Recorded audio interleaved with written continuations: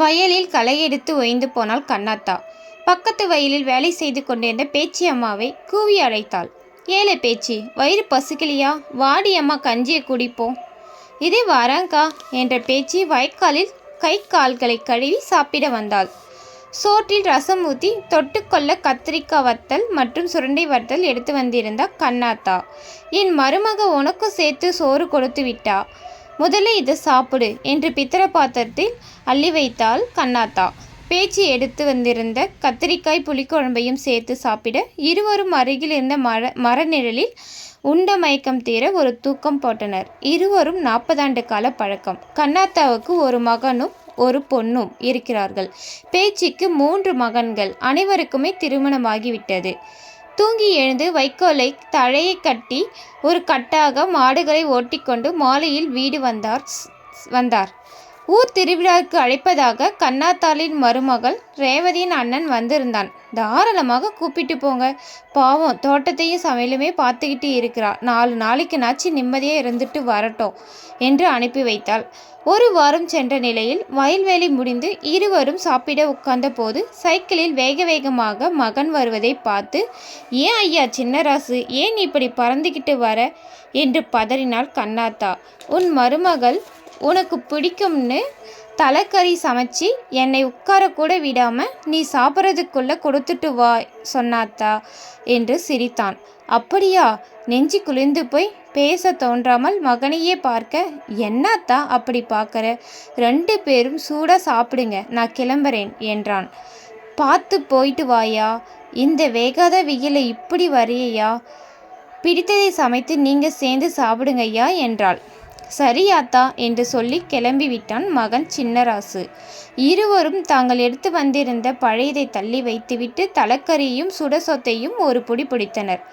மாலையில் இருவரும் வீட்டிற்கு திரும்பி கொண்டிருந்தனர். மாட்டை கையில் பிடித்தவாறே வந்த பேச்சியம்மாள், ஏங்கா உனக்கு விஷயம் தெரியுமா? நம்ம மேத தெரு ராசாத்தி வீட்டில் கோவில் மண்டபம் கட்டுறாங்களாமே, நாமளும் ஒரு எட்டு பார்த்துட்டு வரலாமா என்று கேட்டாள். அது இன்னடி கோயில் மண்டபம்? சரி வா போவோம் என்று மேலத்தெரு நோக்கி நடந்தனர். மேலத்தெரு என்பது வசதி படைத்தவர்கள் இருப்பது. பெரிய முகப்பும் திண்ணையும் என்று பெரிய வீடுகளாக இருக்கும். போனவர்கள் திகழ்ந்து போய்வார். 50 பேர் உட்காரும் அளவு மண்டபமும் அதன் பின் கருவறை அமைப்பும் மேலே பெரிய கோபுரமும் துணியால் மூடியபடி ஒரு சிலை இருந்தது. கொஞ்சம் படித்தவளாக அந்த ஊருக்கு வாக்கப்பட்டு வந்தவள்தான் ராசாத்தி. நல்ல வசதியான குடும்பம். அடுத்து 3 மகன் பிறந்தனர். 10 ஆண்டுகளுக்கு முன்பே கணவன் இறந்து போனாலும் மகன்கள் அவர்கள் விருப்பப்படி வெளியூரில் தங்கி படிக்க வைத்தாள்.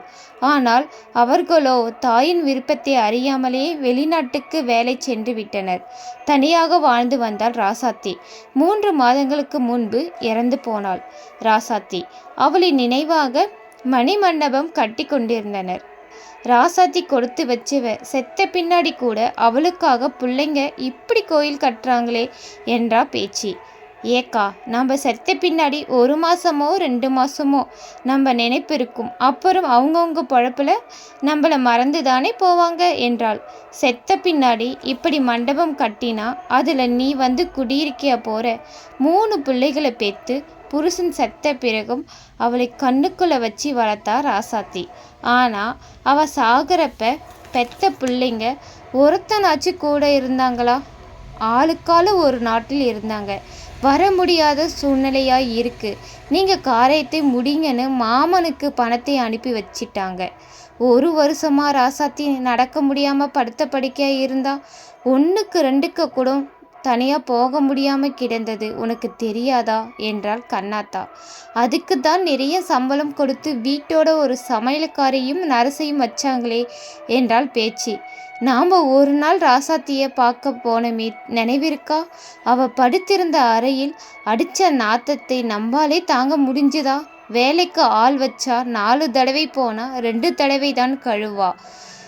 சுவரு பூரா மகனோட பேரை எழுதி வச்சிருந்தாலே அதை பார்த்து ஊரே அழுதுச்சு. ஆனால் உயிர் போகையில் ஒரு சொட்டு கண்ணீர் விட அவளுக்கொன்று உரிமையாக ஒருத்தரும் இல்லையே என்றாள் கண்ணாத்தா. நாம் இந்த கிராமத்தில் படுற பாடு நம்ம பிள்ளைங்க படக்கூடாதுன்னு தானே அதுக்காச்சும் நல்லா இருக்கட்டும்னு தூரம் தொலைவிற்கு அனுப்புகிறாங்க என்றாள் பேச்சு. அது தப்பு இல்லை, ஆனால் பணத்தாசை பிடிச்சி நல்லது கெட்டதுக்கு கூட வர முடியாமல் போயிட்டாங்களே. மனுஷ பிறவி மட்டும்தான் சாகிற வரைக்கும் புருஷன் புள்ள அக்கா தங்கச்சி எங்காத்தா உங்காத்தா சொந்தம் பந்தம் எல்லாமே. ஆடு மாடு கோழிக்கெல்லாம் இல்லை. 3 பிள்ளைய ஒருத்தாச்சும் உயிர் போகையில் கூட இருந்திருந்தா நிம்மதியாக போய் சேர்ந்துருப்பா. போன வாரம் காய்ச்சலுன்னு நீ படுத்தப்ப உன் பிள்ளைங்க தவிச்சு போய் நின்னாங்களே. நீ சொல்லி சொல்லி புரிச்சு போனல. உயிரோடு இருக்கையில் ஒரு வாய் கஞ்சி குடியான்னு கேட்டாலே போதும். நாம் செத்த பின் எரிச்சாலும் புதைச்சாலும் தெளிவாக போகுது. காசு பணத்தை வச்சு கட்டடத்தை கட்டினதும் அந்த உயிருக்கு ஆத்மா சாந்தி அடைஞ்சிடுமா? சொல்லு. ராசாத்தி கடைசி மூச்சியில் கூட என் பிள்ளைங்க வந்துட்டாங்களான்னு கேட்டுட்டே தானே இருந்தா. அந்த ஏக்கம் தீருமா? எவனுக்கோ உழைக்கிற இந்த மண்ணுக்காக உழைச்சா இந்த மண்ணும் உயிரும் பெத்த வயிறும் குளிரும். இதை நான் சொன்னால் பொழைக்க தெரியாத கேன சிரிக்குன்னு சிரிப்பாங்க என்று வெகு யதார்த்தமாக கூறிக்கொண்டே மாட்டை பிடித்தபடி நடந்தாள் கண்ணாத்தா. உங்களுக்கு இது பிடிச்சிருந்தா சப்ஸ்கிரைப் பண்ணுங்கள், லைக் பண்ணுங்கள். Thank you friends.